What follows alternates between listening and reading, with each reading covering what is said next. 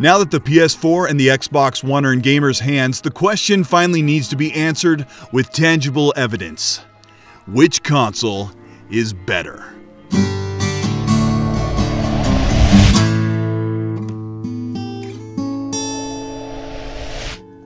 Recently, GameSpot did a full comparison review of the PS4 Pro versus the Xbox One X based on criteria of design, UI, power, and most importantly, the games. We already know with certainty that the Xbox has the better, more future-proof design, a faster UI with more features, but the games argument is the most poignant deciding factor on where you'll spend most of your time.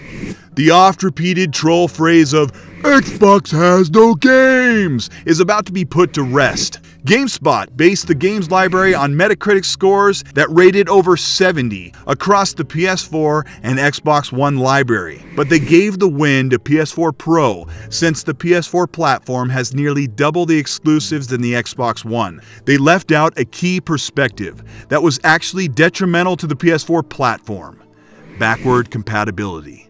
Now, I may lose some of you right here before I can even finish this statement, but one of the hallmarks of a great platform, like PC, is the accessibility to great games. The PS4 is limited to current generation games, while the Xbox One platform is open to a selection of games spanning the past 17 years. According to Metacritic, PS4 has 679 games in their library that rated over 70, and the Xbox One has 645. Now, 240 of those games are 360 and Xbox original games.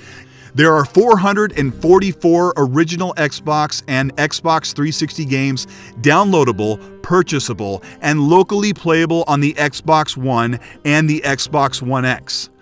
But today we are going to count all of the PS4 games that scored above 70 and all of the playable Xbox One games at 70 or above. Now, before you beg me to include PS Now titles, we are not including games that can only be played through the PS4 paid streaming service, since you're essentially paying for games you may already own. The PS4 has 679 games, all over 70%, with the top 17 games hitting 90 or more on Metacritic. The Xbox One has 645 games over the 70% mark, with 45 holding 90 or better on Metacritic.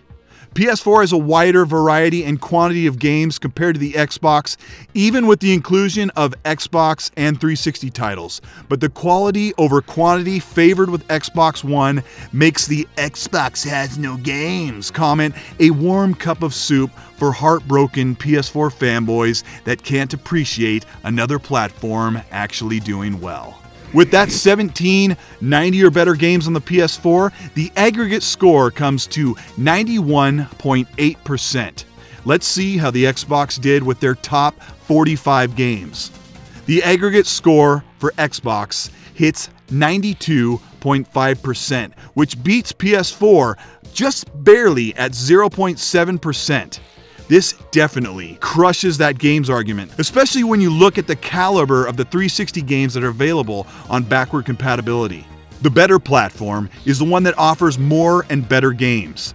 The Xbox has manifested that with a larger, more comprehensive list of games spanning the entire Xbox library, with more being added each and every month. But the most important point is a platform should not be restricted by its generation, especially for all of the games you may have amassed over the past 15 years. This leaves the only victory for those that care is in the sales of the console. PS4 is still twice the distance ahead of Xbox One in the console market race, but the Xbox One X sales have changed the perception in favor of the Xbox, making the X the hottest item compared to the launch of the PS4 Pro last year, which didn't even merit a midnight launch or see any kind of sellout or limited supply situation. In fact, GameStop, the only company that was told that they could keep taking pre-orders until they were told to stop, stated that they sold out of their pre-order stock within the first 24 hours. This was happening to the console that everyone thought would fail, couldn't do 4K, and had no games. Even beneficial to the PC and PS4 platform, offering gamers more power, more flexibility where it matters, and more great games. This is Colt Eastwood. Thank you so much for watching. I know this is a polarizing subject because we've been led to believe that the Xbox doesn't offer games next to all that power and all those services. But as gamers, we need to look more objectively, without that narrow-minded perception that is fed to us every day. If you've learned something today and you want more information or you want to continue the conversation, add me on Xbox Live and Twitter at Colt Eastwood.